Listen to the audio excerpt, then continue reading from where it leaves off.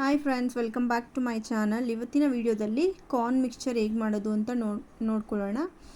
ಅದಕ್ಕೆ ಏನೇನು ಇಂಗ್ರೀಡಿಯೆಂಟ್ಸ್ ಬೇಕು ಅಂತ ಹೇಳ್ತೀನಿ.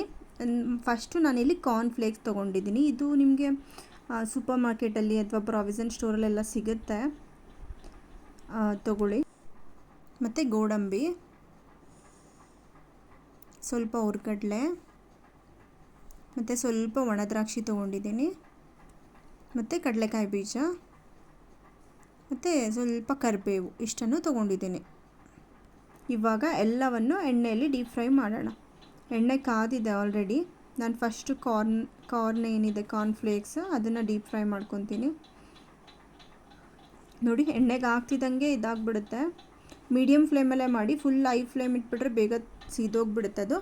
ಎಣ್ಣೆಗೆ ಹಾಕಿ ಒಂದು ಮಿನಿಟು ಬೇಕಿಲ್ಲ, ಒಂದು 30 ಸೆಕೆಂಡ್ಸ್ಗೆಲ್ಲ ಆಗಿಬಿಡುತ್ತೆ. ಬೇಗ ತೆಗಿಬೇಕು.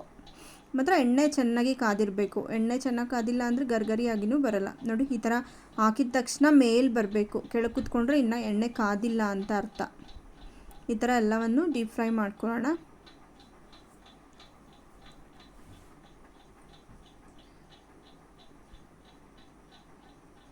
ನೆಕ್ಸ್ಟ್ ಇದಾದಮೇಲೆ ಕಡಲೆ ಬೀಜ, ಸೇಮ್ ಮೆಥಡಲ್ಲಿ ಕಡಲೆ ಬೀಜ, ಹುರ್ಗಡ್ಲೆ, ಗೋಡಂಬಿ ಮತ್ತು ಒಣ ದ್ರಾಕ್ಷಿ, ಕರಿಬೇವಿನ ಸೊಪ್ಪು ಎಲ್ಲವನ್ನು ಸಹ ಡೀಪ್ ಫ್ರೈ ಮಾಡ್ಕೊತೀನಿ ಒನ್ ಬೈ ಒನ್. ಎಣ್ಣೆ ಫುಲ್ ಕಾದಿರೋದ್ರಿಂದ ಬೇಗ ಸೀದೋಗ್ಬಿಡುತ್ತೆ.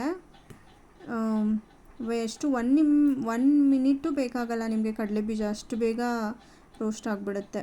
ನೋಡ್ಕೊಳ್ಳಿ, ಸ್ವಲ್ಪ ಕಲರ್ ಚೇಂಜ್ ಆಗ್ತಿದ್ದಂಗೆ ತೆಗೆದುಬಿಡಿ. ಎಣ್ಣೆ ಫುಲ್ ಕಾದಿರುತ್ತಲ್ವ, ಅದಕ್ಕೆ.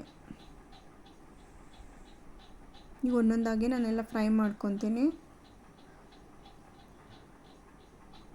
ಈ ಮಿಕ್ಸ್ಚರ್ ಟ್ರೈ ಮಾಡಿ ಫ್ರೆಂಡ್ಸ್. ನಿಮಗೆ ಬೇಕ್ರಿಯಲ್ಲಿ ಸಿಗೋಕ್ಕಿಂತ ಈಗ ಫ್ರೆಶ್ ಆಗಿ ಮಾಡಿಕೊಂಡ್ರೆ ತುಂಬ ಚೆನ್ನಾಗಿರುತ್ತೆ. ಎಲ್ಲ ಫ್ರೈ ಮಾಡ್ಕೊಂಡಾಯಿತು. ಇವಾಗ ರುಚಿಗೆ ತಕ್ಕಷ್ಟು ಉಪ್ಪು ಮತ್ತು ಖಾರಕ್ಕೆ ಚಿಲ್ಲಿ